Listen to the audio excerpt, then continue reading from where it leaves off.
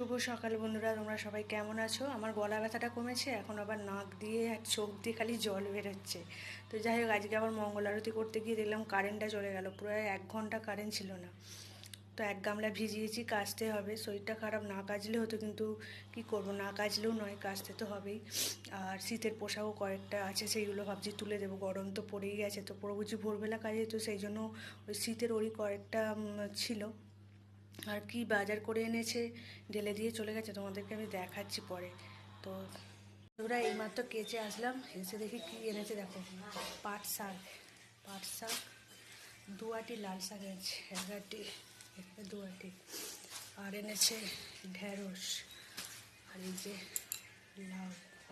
লাউ কি চৈত্র, মানে কী মাসে যেন খেতে নেই, জ্যৈষ্ঠ মাসে আর চৈত্র মাসে না কী মাসে। আচ্ছা, তোমরা যদি জেনে থাকো আমাকে অবশ্যই বলো, যে লাউ, এটা তো চৈত্র মাস, এখন কি খেতে আছে, আমাকে অবশ্যই কমেন্ট করে জানাবে।